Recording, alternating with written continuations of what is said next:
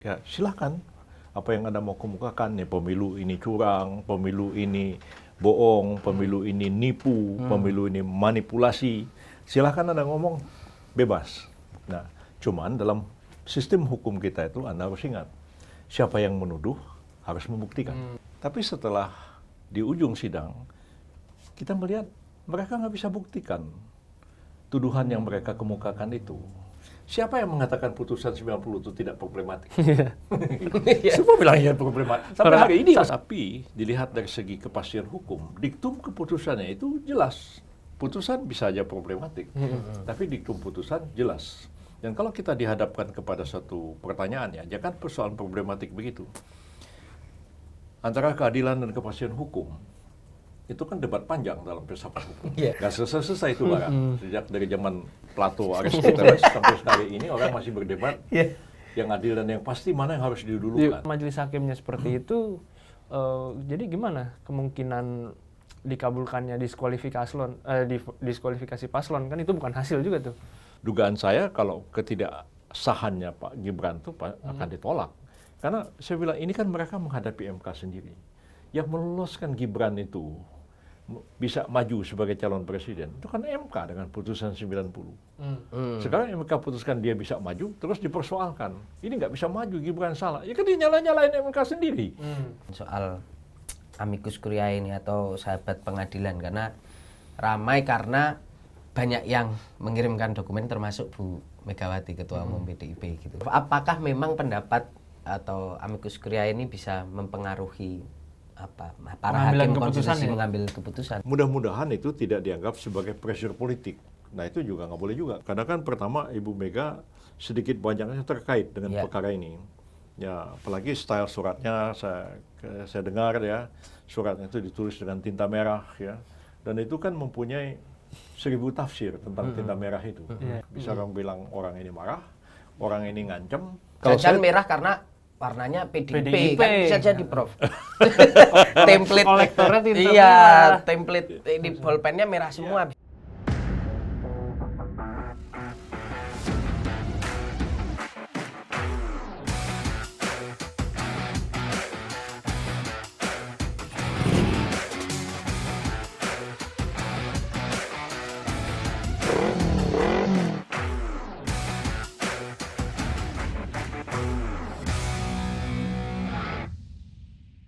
Sahabat Kompas.com, bertemu lagi bersama saya Tatang Guritno. Saya Vitorio. Kita mau panaskan lagi, kita mau ngegas lagi. Selamat datang di acara Kelas White Kompas.com. Gaspol, ngobrol gas pasti nampol. Ya. Mohon maaf lahir batin ya teman-teman. Mohon maaf lahir batin semuanya. Ya. Setelah lebaran kita ngegas lagi nih. Ya, dan memang dinamika kemarin setelah libur di MK rame lagi tuh. Ya, rame lagi. Kita bawakan ini paling ngegas ya di MK, ini salah satu figur yang paling ngegas ini Ketua Tim Pembela Prabowo Gibran. Selamat datang Prof Yusril Iza Mahendra. Terima kasih Prof. Ya sama-sama. Yang dipanggil Mahaguru banyak oleh Prof sudah Mahfud. diundang untuk bicara di forum ini. Iya. Mahaguru ya. Ini ngegas tapi mesinnya halus. Mesinnya halus. Enggak. Mesinnya halus. Oke, Prof, kita mau ngobrolin soal dinamika di MK karena kemarin kan tanggal 16 udah pada menyerahkan kesimpulan, Prof. Ya. Nah, mungkin bisa diceritain sedikit, Prof, ke teman-teman sahabat Kompas.com kalau dari dinamika yang terjadi kemarin, mulai dari kemarin sempat rame 4 menteri dipanggil, terus wah dari kubu 01 dan 03 juga mengklaim bahwa ini pasti akan nanti terbukti kecurangannya. Nah, tapi kalau dari Prof Yusril sebagai pembela Prabowo Gibran, mungkin bisa diceritain nggak, Prof? Keyakinannya seperti apa ini untuk sengketa Pilpres atau PHPU di MK ini, Prof? Ya, sidang ini sangat terbuka ya, dan bisa disaksikan oleh masyarakat melalui siaran langsung televisi berbagai stasiun ya.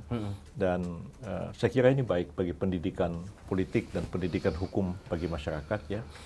Ada suatu masalah itu coba diselesaikan secara hukum. Saya selalu berkeyakinan bahwa hukum itu sebenarnya adalah satu mekanisme untuk menyelesaikan konflik secara damai, adil dan bermartabat. Daripada orang itu berkelahi di jalan-jalan, ya, ngotot masing-masing mengatakan saya benar, kamu salah, begitu. Dan sebaliknya, lebih baik dia dibawa ke satu forum yang netral dan independen, dan masing-masing diberikan kesempatan untuk mengemukakan argumentasinya, untuk mengemukakan buktinya terhadap apa yang dia tuduhkan atau apa yang dia sangkakan terhadap pihak yang lain. Jadi saya sangat menghormati baik pihak Pak Anies maupun pihak Pak Ganjar ya. Setelah Pilpres usai, mereka tidak bisa menerima keputusan KPU yang menyatakan bahwa Pak Prabowo itu memperoleh 96 juta suara, Pak Anies sekian, kemudian Pak Ganjar sekian, dan ketidakpuasan itu ya tidak mereka ungkapkan dalam bentuk demo, dalam bentuk caci maki di luar, tapi dibawa ke pengadilan. Jadi kita hormati ini. Jadi mereka pun sama-sama mengakui bahwa ya kalau ada masalah, ya kita coba selesaikan musyawarah, begitu kan. Kalau nggak selesai, ya ada forum untuk menyelesaikannya. Dan forum itu adalah Mahkamah Konstitusi yang diatur oleh Undang-Undang Dasar 45 kita. Jadi sudah dibawa ke MK, ya saya selalu mengatakan, ya silahkan apa yang Anda mau kemukakan, nih pemilu ini curang, pemilu ini bohong, pemilu ini nipu, pemilu ini manipulasi, silahkan Anda ngomong bebas. Nah, cuman dalam sistem hukum kita itu Anda harus ingat, siapa yang menuduh harus membuktikan. Ya. Jadi jangan dibalik-balik, misalnya nuduh ijazah Pak Jokowi palsu, ya kan?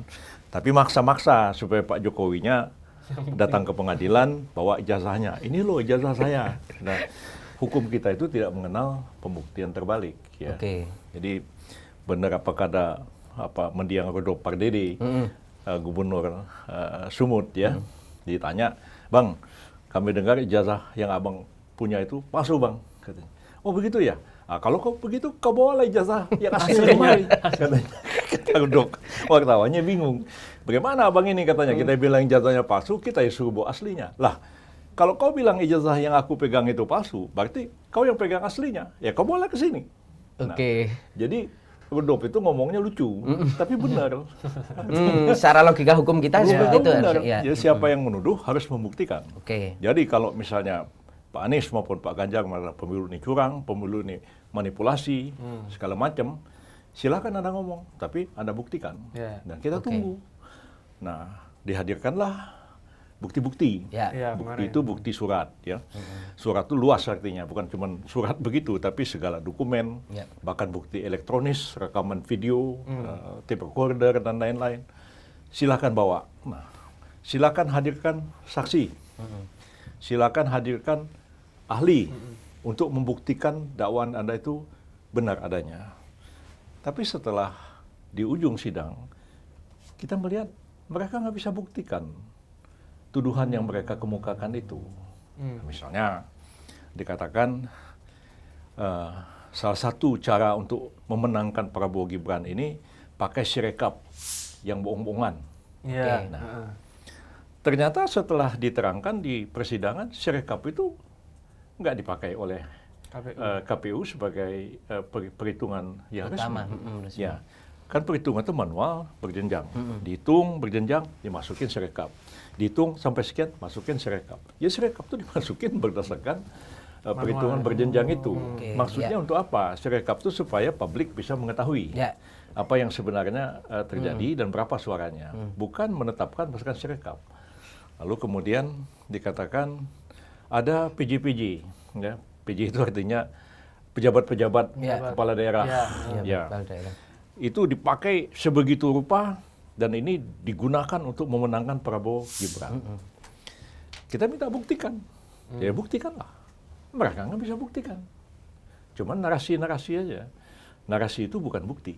Ya. Narasi ya narasi. Bukti itu proven, harus betul-betul dibuktikan. Karena mereka nggak bisa buktikan, kita buktikan sebaliknya. Ya. Kita lihat di Aceh. Aceh itu 24 kepala daerahnya, dari gubernur sampai bupati wali kota, itu cumanya 24. 23 itu PJ. Ya. Cuman satu yang tidak PJ. Prabowo kalah telak di Aceh. Sebaliknya kita tunjukkan lagi di Bengkulu. Ya. Di Bengkulu itu ada 11 kabupaten kota plus gubernur, hanya ada 3 kalau nggak salah yang PJ. Yang lainnya itu nggak PJ. Tapi Prabowo menang telak di situ. Jadi bagaimana mau menjelaskan fenomena ini? Nah, lantas kemudian mengatakan bahwa ini ada pelanggaran TSM, terstruktur, masif, Sistematis. sistematik. Kalau dalam pilkada itu harus dibuktikan 50% plus 1.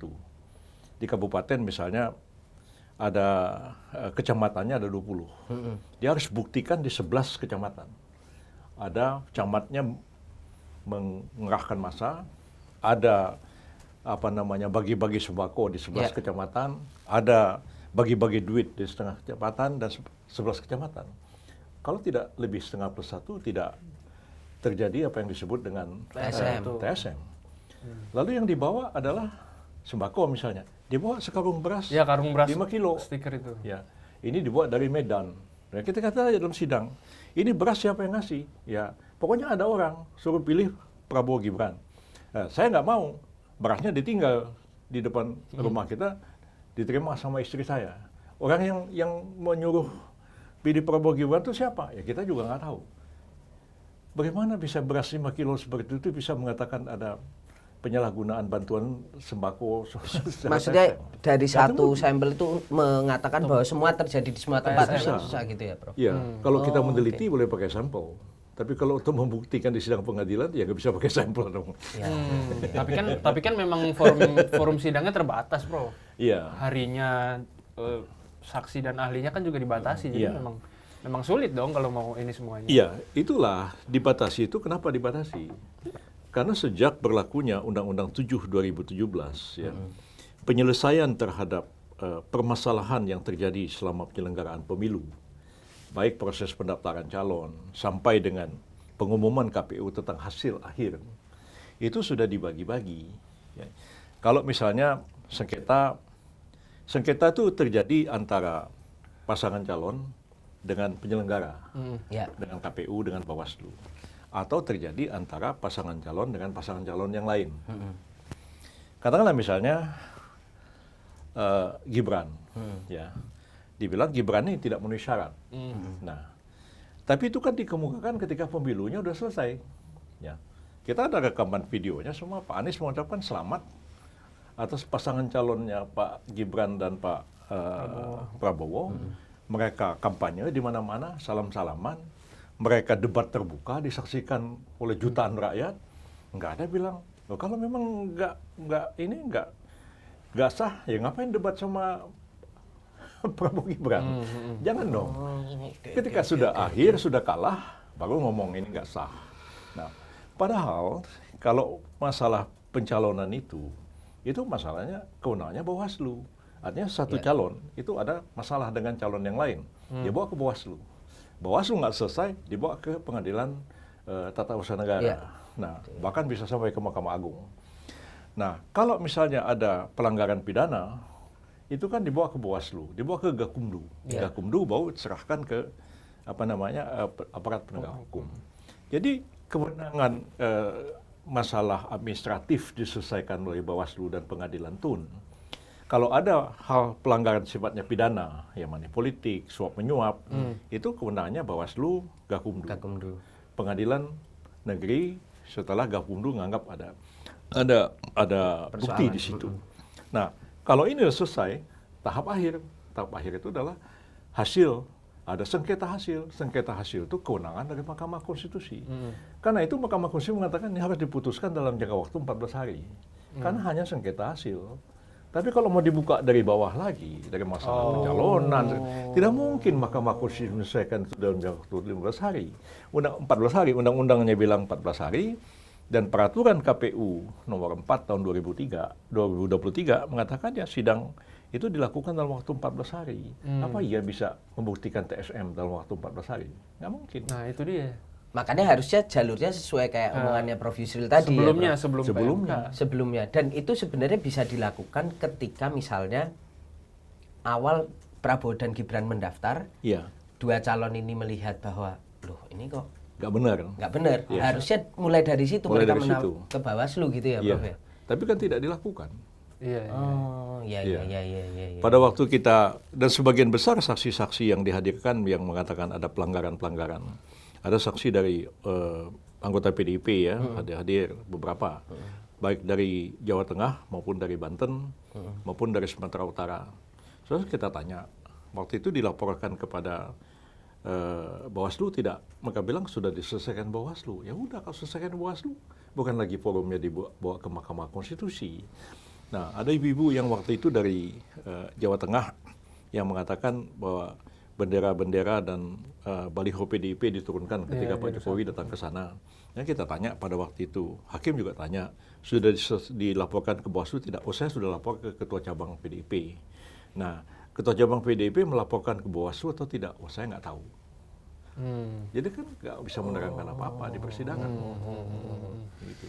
Prof, tapi kalau soal persyaratan pencalonan Gibran sendiri, Prof Yusril kan termasuk salah satu yang menyebut bahwa ada cacat hukum. Waktu itu Waktu lagi diskusi sama Bang Ferry Amsari dan teman-teman itu.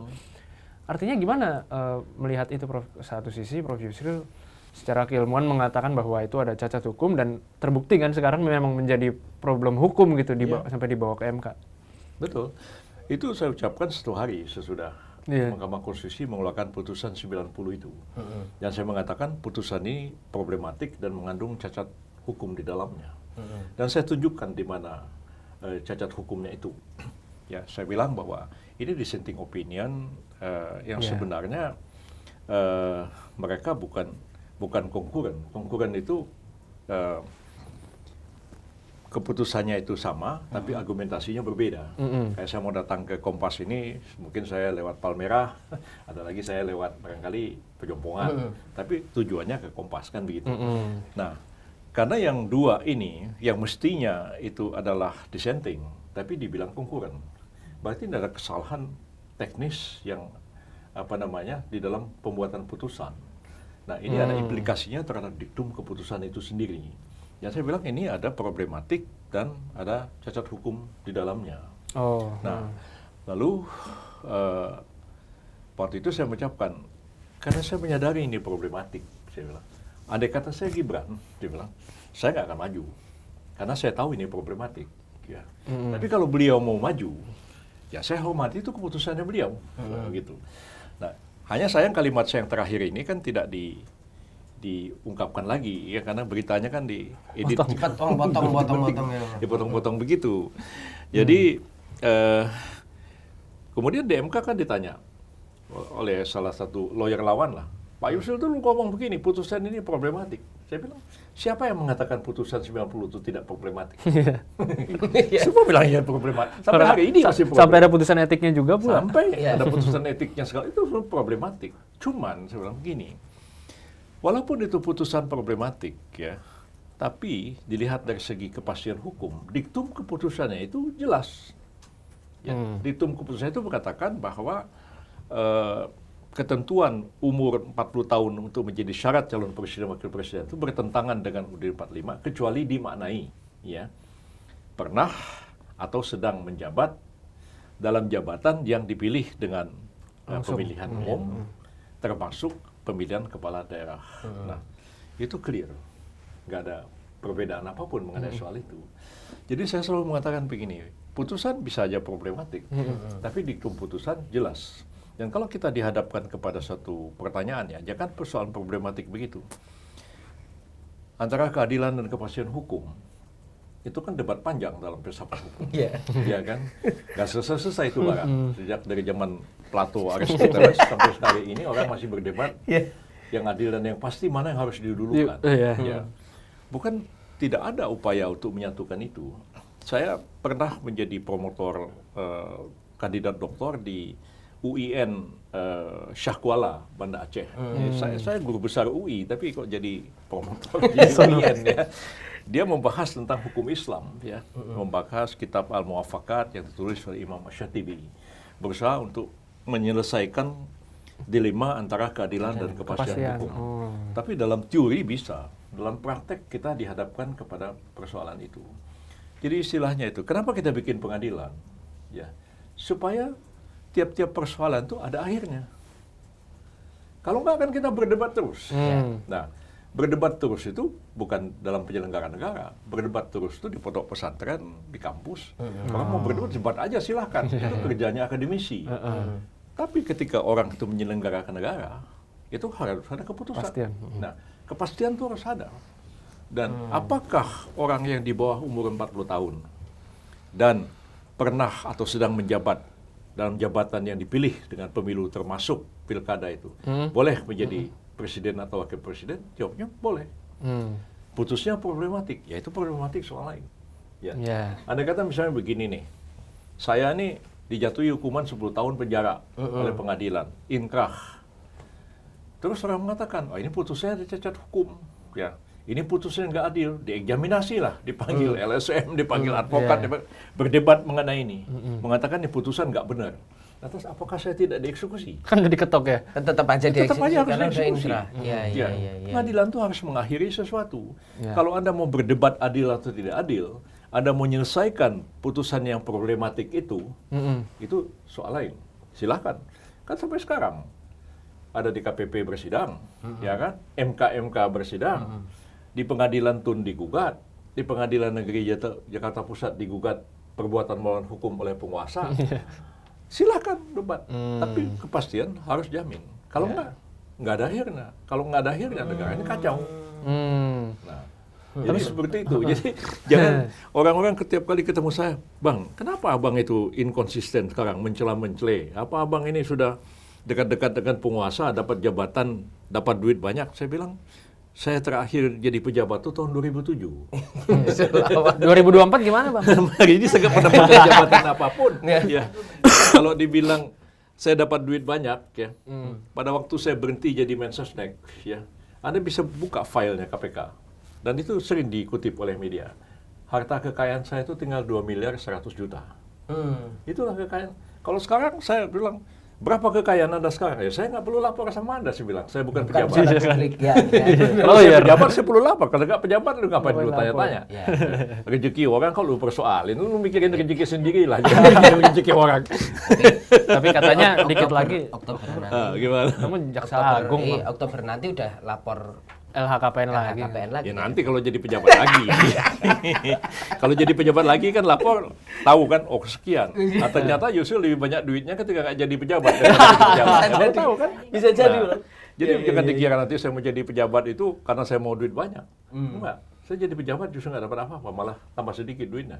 Iya. Tapi ketika nggak jadi pejabat, saya bisa jadi advokat. Ya. Karena lawyernya harus cuti ya, Prof. Ya barangkali ya saingan saya cuma Hotman Paris. Bang Hotman. Lihat cincinnya aja udah kalah kita kan. Kalau preskon nggak usah lighting udah di silo. Liburannya juga udah kalah jauh, Prof. Yusril liburannya sama. Oke. Kita bahas MK lagi kan? Oke. Iya loh, dari 2007 sampai hari ini loh, saya nggak punya jabatan apapun. Iya. Iya benar. Paling Apa lu? dengan segala problematiknya, Gibran kini tetap maju sebagai cawapres. Nah, ini loh. Yang membedakan gugatan dari sebelum-sebelumnya ini, Prof, itu kan sekarang ada petitum untuk mendiskualifikasi calon. Itu dengan segala dalil-dalil permohonannya. Itu dengan sidang yang sudah 2 minggu berlangsung, Prof, dengan segala tuntutan MK agar mengadili secara substantif, Prof Yusril melihatnya mungkin nggak itu terjadi?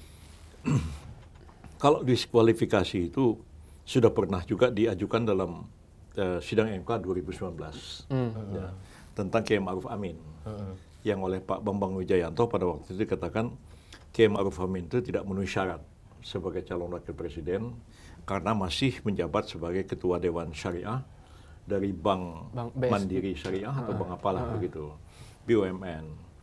Ya, kita menyanggah, kita mengatakan bahwa ini sebenarnya mestinya dipersoalkan ya, tadi itu kan di Bawaslu dulu. Ini kan sudah selesai Pilpres. Nah, tapi MK kemudian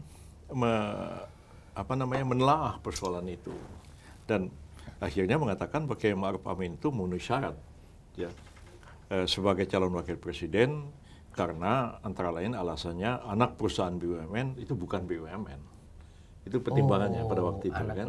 Nah, anak perusahaan BUMN itu bukan BUMN. Nah, kalau sekarang ini kembali diminta diskualifikasi ya. karena kan yang dari salah satu pemohon kan minta supaya yang didiskualifikasi cuma Pak Gibran. Ya. Ada pilpres ulang, Pak Prabowo maju tapi yang Cari baru calon lagi. wapresnya. Kalau Pak Ganjar minta dua-duanya diskualifikasi, terus ada pilpres ulang antara Pak Ganjar lawan Anies. Ya. Nah, jadi dan saya kira MK pasti akan mempelajari ini, karena kan MK kan tidak mengabulkan eksepsi di awal persidangan. Ya, mungkin eksepsi itu akan di ujung atau mungkin eksepsi sama sekali diabaikan oleh MK. MK masuk kepada substansi. Oke. Ya, kelihatannya MK akan seperti itu. 2019 juga MK masuk kepada substansi. Ya, jadi dia melihat, karena kan MK itu kan harus menjawab apa yang dikatakan di dalam posita kan oleh pemohon. Ya, dan kecuali MK mengatakan MK tidak berwenang, selesai. Artinya pokok perkara tidak diperiksa. dilihat. Sekarang ini kan pokok perkaranya diperiksa. Ya.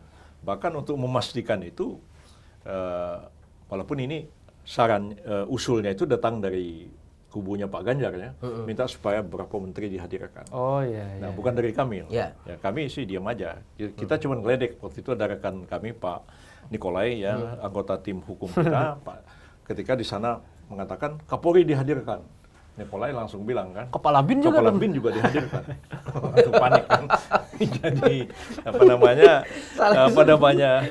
Ya, akhirnya kan hakim sendiri memutuskan mereka memanggil 4 menteri itu. Yeah. Nah, kami sama sekali tidak minta. Ya. Dan kehadiran 4 menteri itu justru malah menurut saya sih jadi bumerang bagi mereka. Ya. Kan selama ini kan mereka yang mengatakan bansos-bansos itu dijadikan alat untuk memenangkan Prabowo Gibran, bagi-bagi sembako dan sebagainya. Mensos sama sekali tidak dilibatkan. Nah, ketika Bu Risma dihadirkan, dia terlibat aktif dan dia mengaku dia terlibat dalam semua ini. Dia yang datang ke DPR, kemudian meminta perubahan bantuan bansos El Nino. Nah, segala macam itu berkata ini loh ada ini keputusan kabinet sampaikan ke DPR. Bu Risma dia terlibat aktif dan jelas bahwa data mengenai orang miskin, data mengenai yatim piatu, data mengenai orang yang penyandang disabilitas ya, itu kan semuanya dari Kementerian Sosial. Tapi Bu Risma mengatakan bahwa penyerahan bantuan itu kan tidak ada yang dalam bentuk barang. Yang semua itu dalam bentuk adalah tunai melalui transfer atau melalui kantor pos. Nah, jadi ketika para menteri itu datang, ya menjelaskan segalanya, nyata sekali para pemohon itu tidak paham, tidak bisa membedakan antara perlinsos dengan bansos. Nah, perlinsos itu kan dana perlindungan sosial, jumlahnya sekitar 494 triliun ya tahun 2023 kemarin. Dan di antara 494 triliun itu 250 triliun itu habis untuk subsidi BBM, subsidi listrik. Ya. BPJS pula. Nah, itu dia kan. Nah, lalu kemudian itu lebih-lebih duitnya kan nggak kelihatan, ya kan. Nah, orang naik sepeda motor nih, tukang ojek beli bensin, ya kan. Dia bayar berapa nih? Misalnya 5.000, padahal kan harganya 8.000. 3.000-nya kan disubsidi. Nah, ketika dia beli bensin, terus ada tukang pom bensin, lu pilih Prabowo ya. Emang ada di pom bensin orang ngomong begitu, ya. Nah itu satu. Subsidi listrik, ya yang 450 watt itu. Sebegitu banyak, terus dia bayar listrik, terus bilang, pilih Gibran ya. Kan nggak ada. Nah, dan orang itu tidak akan merasa ada utang budi. Loh, saya orang miskin, ya. Ya wajar dong kalau pemerintah ngasih subsidi BBM, ya. Rumah orang kaya mau listrik mau 30.000 watt silahkan aja. Saya kan orang miskin cuma 450. Ya wajar dong pemerintah kasih subsidi. Apa orang gitu terus suruh milih Jokowi atau milih Gibran, dia milih Gibran? Dia nggak ada merasa utang budi kok. Beda bantuan sosial itu dengan money politik. Ya. Kalau money politik nih, saya kasih duit lu 100.000 ya pilih gua ya. Itu banyak terjadi di pileg. Lebih-lebih pileg kabupaten kota yang orangnya sedikit, cuma satu dapil 2 kecamatan, ya itu terjadi. Tapi kalau pilpres tuh jauh-jauh bener amat. Orangnya tinggal di Papua, ini lu pilih Gibran nih duit, aduh Gibrannya di Jakarta jauh. Tidak perlu orangnya begitu. Jadi saya pikir ini nggak mungkin ya, dari segi itu. Apalagi Bu Risma juga mengatakan ini perlinsos, ini bansos itu hanya sekitar 50 triliun jumlahnya. Tidak ada gede-gede sampai. Jadi sudah buka gitu kan, jadi kan seperti yang berkala, lu nggak ngerti apa-apa, lu nggak ngerti. Ya, jadi kan ya bumerang bagi mereka begitu. Prof, ini tapi bahwasannya yang manggil menteri itu kan hakimnya sendiri, Prof. Iya. Artinya hakim ini kayaknya kelihatannya sedang berupaya untuk tidak membatasi diri hanya mengadili hasil, tapi juga proses gitu ya. Nah, itu dengan majelis hakimnya seperti itu, jadi gimana kemungkinan dikabulkannya diskualifikasi paslon, kan itu bukan hasil juga tuh. Ya, proses juga. Sebenarnya begini, kalau kita kaku kepada undang-undang dan kepada peraturan Mahkamah Konstitusi nomor 4 tahun 2023 itu kan jelas ini bukan kewenangan Mahkamah Konstitusi. Jadi mereka itu harus mengemukakan berapa hasil yang menurut mereka, berapa hasil menurut KPU. Itu disandingkan. Kenapa hasilnya jadi begini? Nah, karena ada ini. Ya, ada kecurangan, ada PJ, ada penyalahgunaan bansos, ada sirekap, segala macam. Inilah yang mempengaruhi suara begini.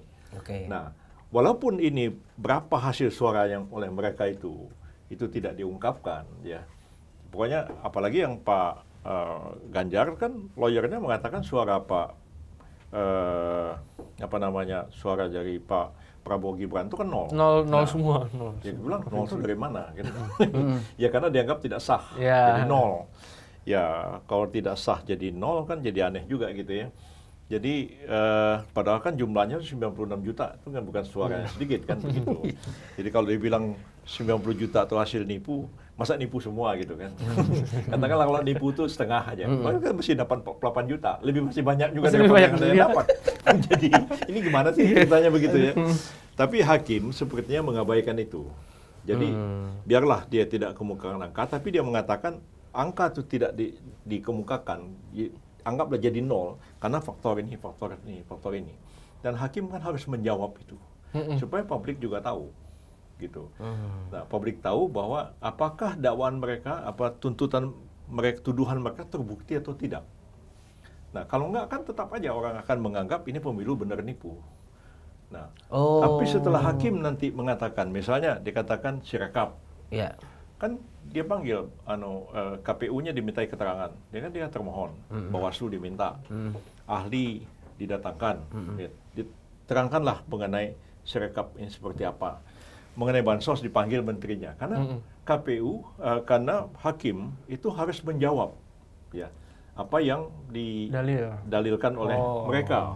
Jawaban dari KPU sudah ada, Bawaslu ada, kami sebagai pihak terkait juga sudah, tapi saksi ahli juga sudah, bukti-bukti juga surat sudah. Nah, tapi perlu didengar keterangan dari para menteri. Nah, akan seperti apa status keterangan menteri ini? Itu kita nggak tahu. Itu kewenangan hakim. Karena mereka kan jelas bukan saksi, bukan ahli. Nah, di MK itu memang ada yang namanya pemberi keterangan, seperti Bawaslu. Bawaslu itu kan bukan termohon, bukan apa, tapi dianggap perlu. Dan MK berwenang untuk memanggil siapa aja untuk memberikan keterangan. Saya sendiri aja, saya pernah dipanggil MK untuk memberikan keterangan tentang sesuatu permasalahan. Dan saya datang ke MK, jadi saya bukan saksi, bukan ahli, tapi orang yang memberikan keterangan atas permintaan dari Mahkamah Konstitusi. Dan pendapat saya itu dimuat di dalam pertimbangan hukumnya MK. Nah, jadi kehadiran menteri-menteri yang 4 orang itu sih bagi saya lebih menjernihkan, membuat jernih persoalan yang selama ini tuh nggak mengerti kita. Seolah-olah ada jumlah bansos sekian banyak, ya. Bansos tuh Pak Jokowi datang ke daerah-daerah, ditenteng-tenteng, bagi-bagi. Sebenarnya awal penyerahan bansos itu mungkin dilakukan oleh Presiden, tapi tidak dalam bentuk barang gitu. Misalnya dikumpulin nih penerima bansos melalui kantor pos, nih kumpulin nih, nah, silakan datang kantor pos ambil begitu. Nah, biasanya kalau presiden itu memberikan bantuan beras, gula gitu ya, atau bahkan uang tunai dikasihkan oleh presiden, itu tidak masuk bansos, itu anggaran presiden sendiri. Yang dipakai operasional. Dana operasional. Saya kerja di Seknek kan sejak zaman Pak Harto, ya kan. Dan saya pernah jadi Mensesnek juga. Saya tahu presiden itu punya anggaran. Ya. anggaran untuk kegiatan-kegiatan seperti itu. Nah, jadi ya masa presiden kan kadang-kadang ada orang tua datang ke beliau bersilaturahim, datang dari jauh misalnya. Ya kan kasihan kan, oh saya perlu nih kasih ganti ongkos naik pesawatnya. Yang presiden kasih itu ada anggarannya untuk itu. Nah, dan itu tidak termasuk bansos. bukan, itu anggaran presiden. Pos anggarannya berbeda. Nggak bisa itu dibilang bansos, itu bukan. Kalau zaman Pak Harto dulu banpres namanya. Presiden. Bantuan presiden. Begitu. Ada anggarannya sendiri. Jadi ya ini semuanya dibilang bansos. Nah kan nggak benar. Begitu. Oke Prof, kita lanjut lagi.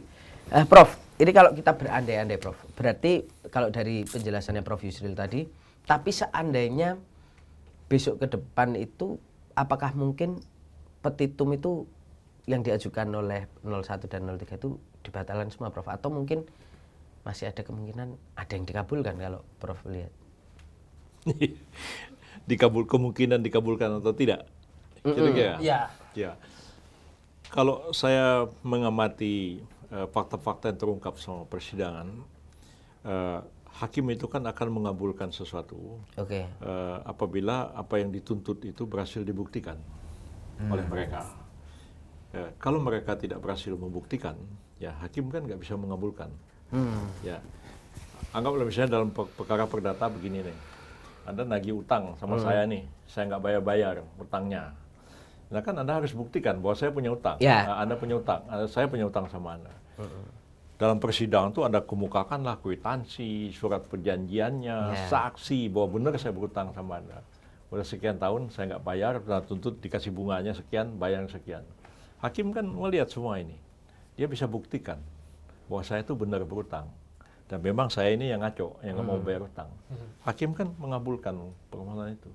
Tapi kalau Anda nuduh saya berutang, Anda nggak bisa menunjukkan bahwa saya itu betul punya utang sama Anda. Masa hakim mau ngabulkan? Kan aneh kan? Nah kira-kira seperti itulah gambarannya. Jadi kalau dia mengatakan bahwa Gibran ini nggak memenuhi syarat, harus diskualifikasi. Bisa nggak dia buktikan? Satu kan? Dia katakan ini menangnya ini curang. Curangnya di mana? Oh, menggunakan bansos, menggunakan pejabat kepala daerah, sirekapnya direkayasa, segala macam. Dia bisa buktikan nggak? Kalau semuanya dia nggak bisa buktikan, masa hakim mau mengabulkan? Dasar hakim mengabulkan itu apa gitu? Nah, jadi itu yang apalagi permintaan mereka ini kan satu, diskualifikasi. Nah, kedua, pilpres ulang. Diskualifikasi ini kan sudah saya katakan tadi, ini kan persoalan proses, sengketa proses, bukan sengketa hasil. Nah, harusnya kan disampaikan ke Bawaslu, pengadilan tun, tidak mereka lakukan. Sekarang udah terlambat. Nah, kan, seperti kayak Ma'ruf Amin dulu dipersoalkan, tapi kan ditolak sama MK. Dugaan saya kalau ketidaksahannya Pak Gibran itu akan ditolak, karena saya bilang ini kan mereka menghadapi MK sendiri. Yang meloloskan Gibran itu bisa maju sebagai calon presiden, itu kan MK dengan putusan 90. Sekarang MK putuskan dia bisa maju, terus dipersoalkan. Ini nggak bisa maju, Gibran salah. Ya kan dia nyalain MK sendiri. Tapi bahwa itu disebabkan oleh KPU yang menunda-nunda revisi PKPU. Iya, itu kan sebenarnya sudah dijelaskan sejak lama ya. Kalau dulu yang diambil contoh tahun 2000 sekian, 2015 KPU revisi. Tapi belakangan kan undang-undangnya berubah, KPU itu hanya bisa merubah peraturannya kalau lebih dulu harus ada konsultasi dengan DPR. DPR-nya kan sedang reses pada waktu itu. Ya, mungkin dia dikonsultasi. Lalu KPU mengatakan, ya sudah kalau gitu jangan dirubah, kita jalankan aja putusan MK. Dan jalankan putusan MK itu secara langsung, itu bukan tidak ada dasarnya. Karena putusan MK itu kan dia berlaku serta-merta sejak diucapkan dalam sidang terbuka untuk umum. Tidak memerlukan eksekusi dan tindak lanjut apapun. Ya. Memang bagus. Dalam undang-undang tentang pembentukan peraturan perundang-undangan sebutkan bahwa undang-undang itu lahir karena antara lain menindaklanjuti putusan MK. Nah, itu satu. Tapi kalau tidak ditindaklanjuti dengan perubahan undang-undang, putusan MK itu sudah berlaku secara serta-merta. Nah, ambil contoh begini. Dulu saya pernah dicekal oleh Jaksa Agung Hendarman Supanji, ya kan? Dicekal 6 bulan saya diam. Cekal 6 bulan lagi, saya diam. Ketiga kali dicekal, saya mulai marah sama dia kan. Ini orang mau cari gara-gara sama saya nih, saya pikir kan. Saya bawa ke MK. Karena undang-undang imigrasi itu mengatakan orang pencegahan ke luar negeri itu dilakukan selama-lamanya 6 bulan. Dan sesudah itu dapat diperpanjang selama-lamanya. Setiap perpanjangan dapat selama-lamanya 6 bulan lagi. Jadi pokoknya 6 bulan sampai orang mati juga boleh. Sebenarnya kan nggak ada kepastian hukum. Ya kan? Saya bawa ke MK. MK memutuskan bahwa mengabulkan permohonan saya, mengatakan orang dicegah ke luar negeri itu hanya 6 bulan, sudah itu diperpanjang 6 bulan, setelah itu tidak boleh diperpanjang lagi. Hanya 2 kali 6 bulan berarti setahun. Sampai hari ini, itu nggak pernah ada perubahan undang-undangnya. Oh, langsung berubah kan? Tapi putusannya otomatis berjalan. Otomatis berlaku. Iya. Nah, dan ya saya kira itu menguntungkan banyak orang ya. Iya. Jadi tidak perlu putusan MK itu ditindaklanjuti karena putusan MK itu sendiri kedudukannya itu setara dengan undang-undang. Jadi nggak perlu itu. Nah itu mereka cari gara-gara aja. Kalau Anda kata KPU ya, terus dia bikin peraturan tanpa dia konsultasi kepada DPR, itu pun bisa jadi masalah. Jangankan level KPU ya. Saya pernah dimintai keterangan di Mahkamah Konstitusi terhadap perubahan Undang-Undang Pemilu. Nah, Undang-Undang Pemilu itu ada satu pasal itu mengubah tentang KIP Aceh. Nah, sedangkan KIP Aceh itu kan kayak KPU ya, namanya KIP Aceh. Itu diatur dalam Undang-Undang Pemerintahan Aceh. Undang-Undang Pemerintahan Aceh itu saya yang mewakili Presiden membahasnya sampai jadi, yang sesudah Helsinki sama Pak Ma'ruf almarhum Mendagri. Nah, ada klausula mengatakan tidak ada satu pasal pun, satu ayat pun di dalam Undang-Undang Pemerintahan Aceh ini yang dapat diubah, melainkan harus lebih dulu berkonsultasi dengan Dewan Perwakilan Rakyat Aceh. Tiba-tiba pasal-pasal mengenai KIP Aceh diubah dalam Undang-Undang Pemilu tanpa konsultasi dengan DPR Aceh. Orang Aceh lawan ke MK, dibatalin sama MK. Itu undang-undang loh.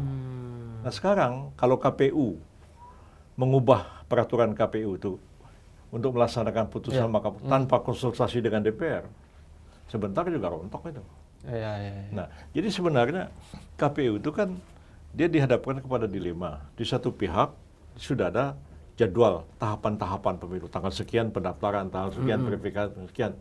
Tiba-tiba ada putusan MK yang membolehkan di bawah 40 tahun Pak Gibran maju.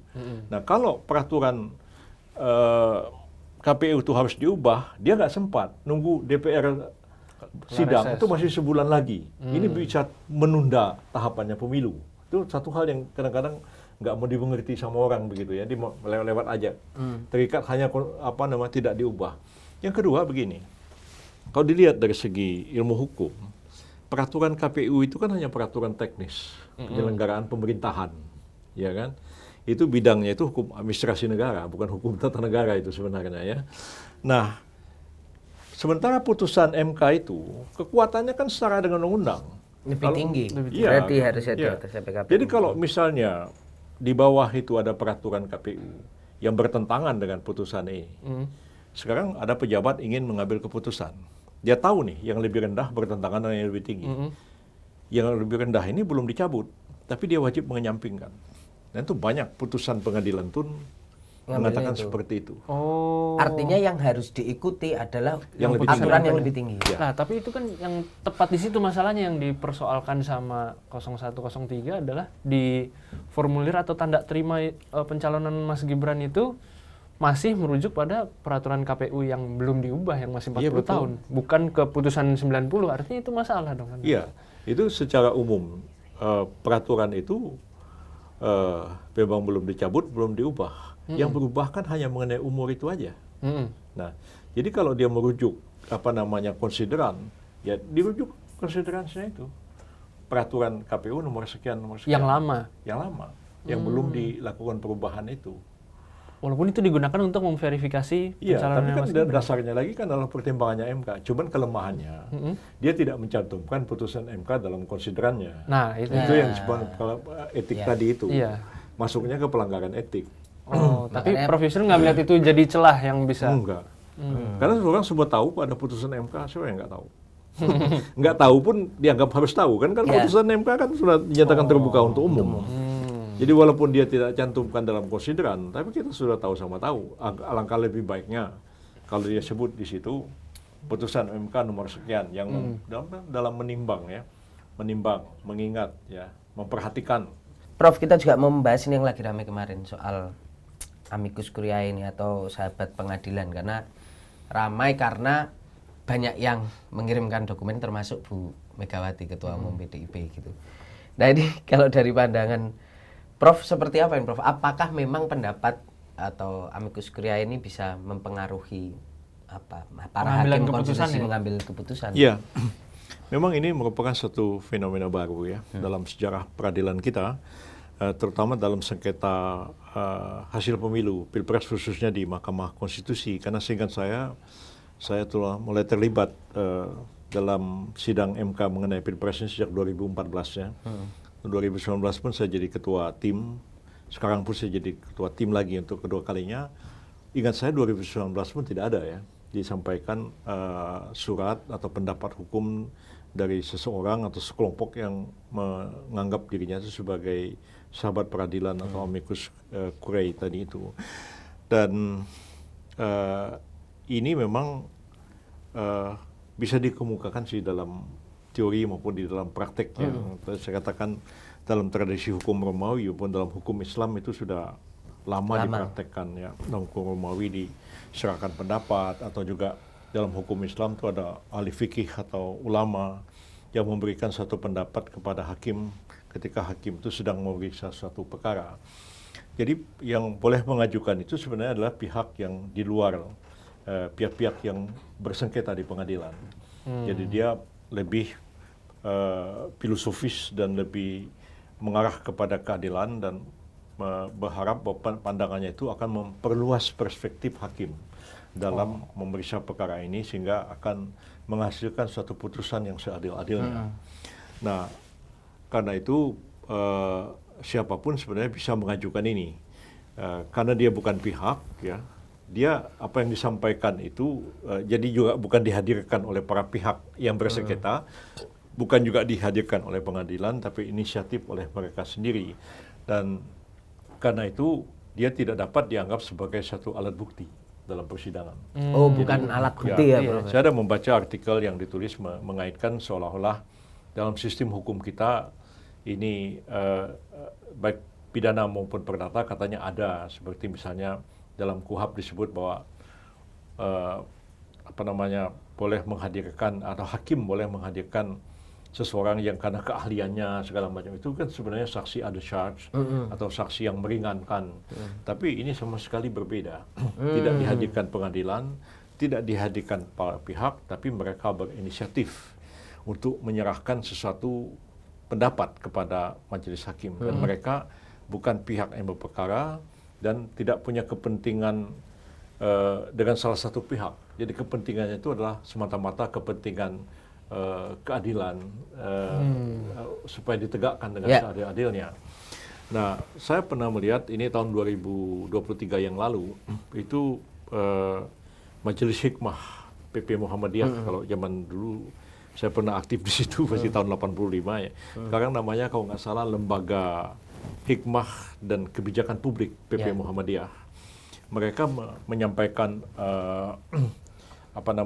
sahabat peradilan ini dalam perkara Pengadilan Tinggi Tata Usaha Negara di Medan. Itu sengketa antara masyarakat dengan perkebunan swasta, dan itu mungkin masalah terkait dengan perizinan dan lain-lain begitulah. Lantas Lembaga Hikmah dan Kebijakan Publik ini menyatakan dirinya sebagai amicus curiae, seperti itulah, dan disampaikan. Dan saya kira itu betul, karena Lembaga Hikmah Muhammadiyah itu nggak punya kepentingan kaitan. Dia bukan pihak, bukan apa, tapi sebagai lembaga hikmah dan punya kaitan dengan kebijakan publik, dia menyampaikan satu pendapat. Nah, lalu dikaitkan dengan yang sekarang, sudah lebih 10 katanya ya. Dan antara lain yang banyak diberitakan adalah Ibu Megawati Soekarno Putri. pada pendapat saya sebenarnya memang Ibu Mega bukan pihak yang berperkara. Iya. Tapi Ibu Mega punya kaitan dengan perkara ini. Yang paling tidak sengketa yang sekarang sedang berjalan di Mahkamah Konstitusi itu salah satu pemohonnya adalah Pak Ganjar Pranowo dan Pak Mahfud MD sebagai pasangan calon presiden yang didukung atau dicalonkan oleh PDIP antara lain. Dan Bu Mega sendiri adalah Ketua Umum PDIP dan perkara ini sedang berjalan. Nah, walaupun beliau menyampaikan itu secara pribadi, tapi untuk bisa dikatakan seperti lembaga Hikmah Muhammadiyah tadi itu sebenarnya agak berbeda posisinya Bu Mega. Tapi apapun ya semuanya kita serahkan kepada pengadilan untuk menilai dan mau ditempatkan di mana sebenarnya surat yang dikemukakan oleh Ibu Megawati itu. Kalau dari segi pendapat saya sebenarnya dia bukan merupakan satu alat bukti di persidangan. Alat bukti itu ada keterangan ahli, keterangan saksi, ada bukti surat. Ini tidak bisa dikategorikan seperti itu. Mungkin bisa ada kesamaannya dengan memorandum et inforandum. Itu dikenal dalam praktek pengadilan kita. Itu biasanya kalau perkara itu sudah close, sudah bukti sudah dikemukakan semua, hakim masih ada bukti, masih ada tambahan alat bukti, nggak ada Pak, sudah selesai kata hakim. Udah close, tiba-tiba terjadi perkembangan baru. Yang perkembangan baru itu para lawyers itu bisa menyampaikan namanya memorandum et inforandum. Informasi kepada hakim telah terjadi begini mengenai kasus yang sedang diperiksa ini. Tapi biasanya memorandum ad inforandum tidak dijadikan pertimbangan dalam putusan. Enggak jadi ya, Bro? Enggak dimasukkan. Karena memang maksudnya itu hanya memberikan perspektif kepada pemikiran hakim. Iya. Jadi, tapi karena kesempatan mengajukan bukti udah ditutup. Iya, udah ditutup semua. Kecuali perkara PK. PK bisa dibuka kembali kan, semua bukti baru bisa. Ini kan bukti baru nggak boleh diajukan lagi, udah ditutup. Nah, jadi tidak dikutip pertimbangan dalam pertimbangan itu, tapi hakim itu sudah punya satu perspektif yang agak berbeda menilai perkara ini. Nah, kira-kira seperti itulah. Nah, mungkin juga suratnya Ibu Mega atau yang lain-lain yang menyampaikan itu tidak dijadikan pertimbangan ya, sebab kalau dijadikan pertimbangan itu harus disampaikan dalam sidang. Harus disampaikan dalam sidang kalau misalnya dihadirkan oleh salah satu pihak ya. Katakanlah itu diajukan oleh pemohon atau diajukan oleh terkait atau termohon, itu kan mesti terbuka dan pihak sana kan boleh nanya. Nah, walaupun di MK ada pihak pemberi keterangan seperti menteri ya, yang cuma hakim aja yang boleh nanya. Karena ini memang tidak disampaikan di pengadilan misalnya oleh kubunya Pak Ganjar itu, ya tentu kami harus diberikan kesempatan dong untuk menanggapi, ya kan? Ini kan kami tidak diberikan kesempatan menanggapi, jadi tidak wajar kalau tiba-tiba itu muncul dalam pertimbangan putusan pengadilan. Saya kira prinsip pengadilan itu kan semua pihak harus didengar, harus seimbang, gitu. Berarti kalau ada tiba-tiba orang masuk begitu, mengirim surat, tiba-tiba masuk dalam pertimbangan hukum, kita kan nggak diberikan kesempatan untuk menanggapi itu. Sana juga tidak. Artinya itu tidak akan menjadi mempengaruhi keputusan hakim ya, Prof? Kalau dari segi putusan, mestinya tidak. Iya. Jadi saya katakan mestinya tidak. Siapa tahu nanti hakim pertimbangkan. Tapi secara teori hukum itu tidak mungkin. Ya. Karena bukan hal yang diungkapkan dalam persidangan sebagai alat bukti. Nah, jadi hanya memberikan perspektif bagi hakim. Mudah-mudahan itu tidak dianggap sebagai pressure politik. Nah itu juga nggak boleh juga kalau udah begitu. Nah, kenapa saya mengatakan begitu? Karena kan pertama Ibu Mega sedikit banyaknya terkait dengan perkara ini. Ya, apalagi style suratnya saya dengar ya, suratnya itu ditulis dengan tinta merah ya. Dan itu kan mempunyai 1000 tafsir tentang tinta merah itu, ya kan? Ya, apa sih artinya menulis surat dengan tinta merah? Ya, itu tergantung perspektif orang. Bisa orang bilang orang ini marah, orang ini ngancem, ya, atau orang ini berani, ya, atau apa? Ya, misalnya merah juga soal peringatan loh, Prof. Biasanya kalau peringatan kan pakai warna merah misalnya. Saya pernah ngobrol sama Lee Kuan Yew, Perdana Menteri Singapura. Saya bilang kan bendera Indonesia dengan Singapura ini kan sama aja, cuma sana ada beda bulan bintang aja kan. Nah, dia bilang Indonesia apa merah? Saya bilang ya itu ada keberanian. Dia bilang merah di bendera Singapura itu artinya melambangkan darah. Semua orang darahnya merah. Artinya all Singaporean are equal. Itu tafsirnya Lee Kuan Yew. Lalu apakah bulan bintang di bendera Singapura itu Islam? Kan enggak. Tapi dulu waktu zaman Prof. Yusril jadi menteri, catatannya tintanya merah nggak, Bro? Enggak lah. Dari Bu Mega. Kirain dari dulu emang sukanya kita menyadari karena bisa menimbulkan banyak tafsir. Ya. Iya. Negara-negara tertentu hanya membolehkan tanda tangan dengan tinta hitam. Kita di sini masih hitam dengan biru sama. Tapi hijau jarang sekali digunakan. Tapi merah sama sekali tidak pernah. Stempel bisa, tapi tanda tangan enggak. Nah, kalau menulis surat dengan tinta merah kan bisa jadi banyak arti. Ya saya sih tidak berprasangka negatif ya. Apa tanggapan orang ya terserah nanti. Tapi kalau Prof sendiri mengartikannya. Kalau merah karena warnanya PDIP. Kan bisa jadi Prof. Template kolektornya tinta iya, merah. Template di bolpennya merah semua bisa kalau jadi. sekali lihat itu di markas PBB di New York ya. Di dinding itu ada tulis apakah artinya merah. Ada tulis itu. Ya. Di Indonesia artinya ini, di Nigeria artinya ini. Ada ditulis gitu semua. Iya. PBB UN.